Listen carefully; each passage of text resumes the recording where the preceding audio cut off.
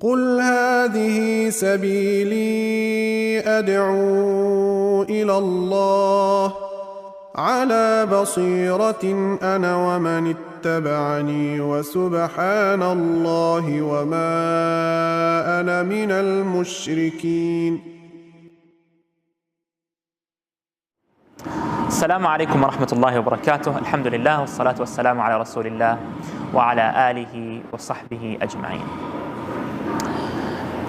One of the questions that come up a lot, and that I find that Muslims, especially in the West, face on a day-to-day basis, and also Muslims from Muslim countries who travel to the West find themselves all of a sudden asking this question and not knowing what to do. And one of the reasons this question has been raised is that there is a lot of confusion when it comes to this matter. A lot of confusion and, mixed information that people receive. This question is it halal? Is it permissible in Islam to eat from any random restaurant in the West as long as you don't eat pork? As long as you don't eat pork in that restaurant. Many Muslims find that they are very comfortable entering any restaurant, ordering steak, chicken, lamb, whatever it is, as long as they don't eat anything that is from the pig or has been derived from the pig. They feel safe and comfortable.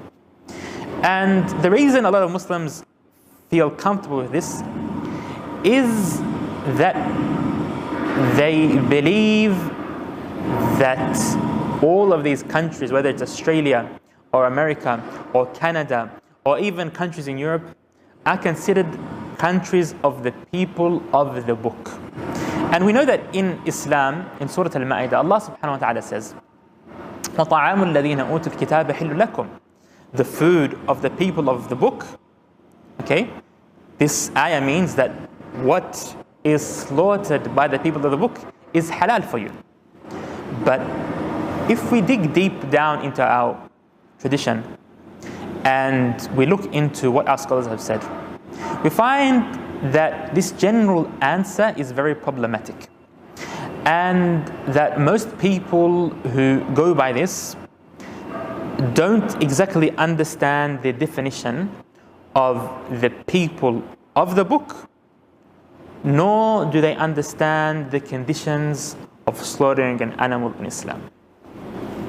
So the first thing is that, yes, what is slaughtered lawfully by the people of the book is halal if they do it with the conditions mentioned in fiqh. The people of the book in fiqh are people who are practicing either Christianity or Judaism.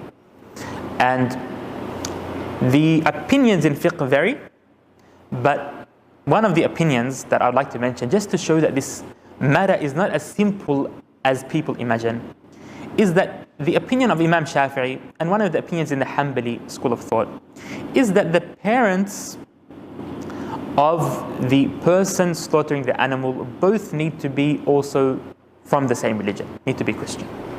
And Imam Shafi'i goes to another extent and he says, this has to be the case, the lineage has to go back and be Christian until the time, before the time of the Prophet Muhammad sallallahu alaihi wasallam. All of their ancestors need to be practicing that religion. The lineage needs to be preserved. Because in Islam, we know that Allah subhanahu wa ta'ala says, Inna ad-deena 'inda Allah al-Islam. There's one religion that people convert to, which is Islam. Any other conversion, it's up to the person, but we don't consider that to affect the ruling of what they slaughter.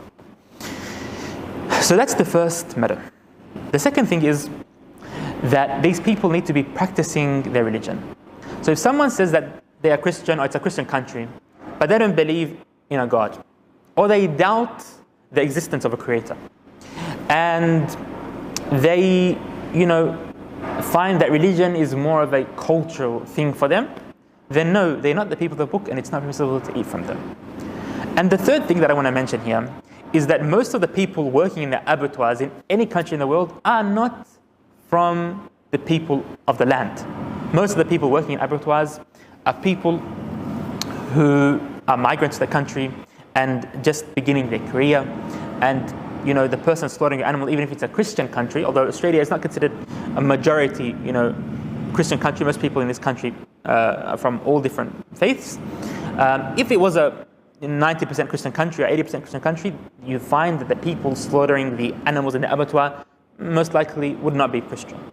They might be from any different belief, and there's no way you can prove that they are Christian or Jew and they are practicing, and the conditions of Ahl Al Kitab apply to them.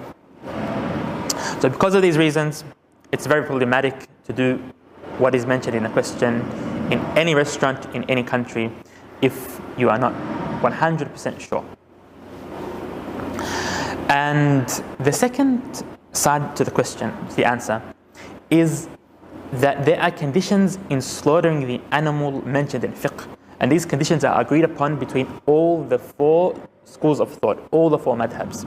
So in the Shafi'i madhab, the Hanafi madhab, the Hanbali madhab, and the Maliki madhab, the animal slaughtered needs to be slaughtered Islamically.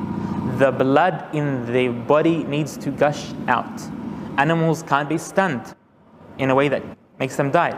Animals can't be stunned in a gas chamber. Animals can't be killed before being slaughtered, or even reach a state where there's not much life left in them before being slaughtered.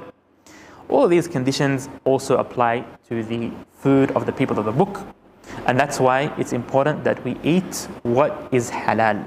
We eat what is 100% halal, what we are sure of, and what we know the process of slaughtering happened.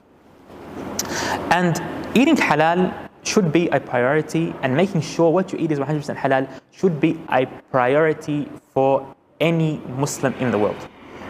What you eat affects your heart and your state and your worship straight away.